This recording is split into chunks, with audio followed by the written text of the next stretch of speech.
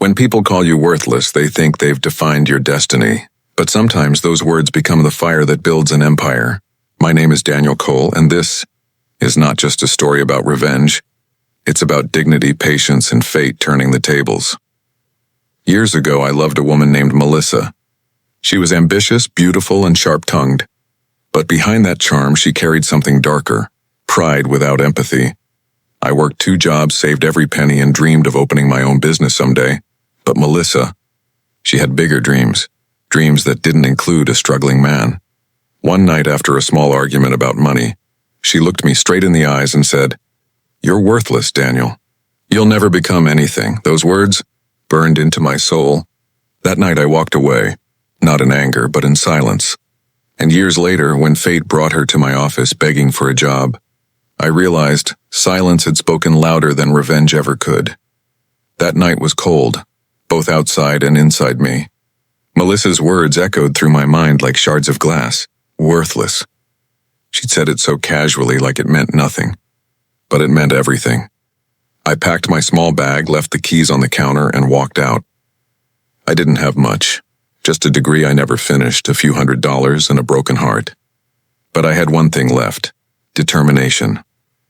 For the next few months, I slept on a friend's couch, worked night shifts at a warehouse, and studied online business tutorials during the day. I didn't have time for pity. Pain became my teacher. Slowly, I started something small, an online service for office supplies. It was barely making rent, but I kept pushing. I learned marketing, logistics, client service, and everything by trial and error. Years passed. My small business turned into Cole Industries, a regional supplier for major companies across the state. The same city where Melissa once looked down on me now had my company's billboards on every major road. But I never forgot those words. And I never imagined fate was preparing a meeting that would test my silence again. It was a decade later when I saw her name again, Melissa Hart, applying for a job. I didn't recognize her at first. My assistant mentioned a new candidate who was desperate for a position in the marketing department. When I saw her resume, I froze. Same name, same city, same woman. Out of curiosity, or maybe closure, I told HR to schedule an interview.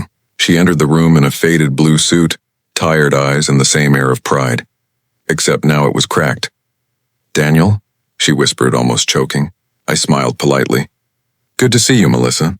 Please have a seat." The silence that followed was heavier than words. She tried to explain how her company went bankrupt, how her husband left her, how she needed this job. I listened. Calmly. No anger. No pride. Just quiet observation. When she finished, I said softly, "Melissa, I remember you once told me I was worthless. Tell me, do you still believe that?" She lowered her head. For the first time, I saw her crumble. I told her I'd think about her application, but truthfully, I already knew my decision. That night, I sat alone in my office looking at the city lights. The younger version of me, the one she called worthless, had finally won.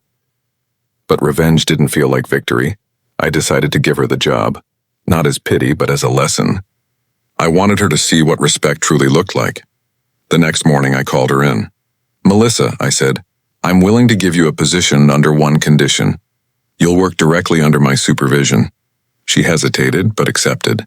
Over the next month, she saw how I treated employees with fairness, how I led meetings with patience, and how I respected everyone, even the janitor. Slowly, her arrogance melted. She became quieter, humbler, even grateful. Then one day she stood in my office, tears in her eyes, and whispered, "Daniel, I was wrong about you. And about myself." That's when I realized the sweetest revenge isn't humiliation, it's growth. A few months later, she submitted her resignation letter. I didn't stop her. I just wished her well. Before she left, she said something that stayed with me. "You taught me more about strength than anyone ever did."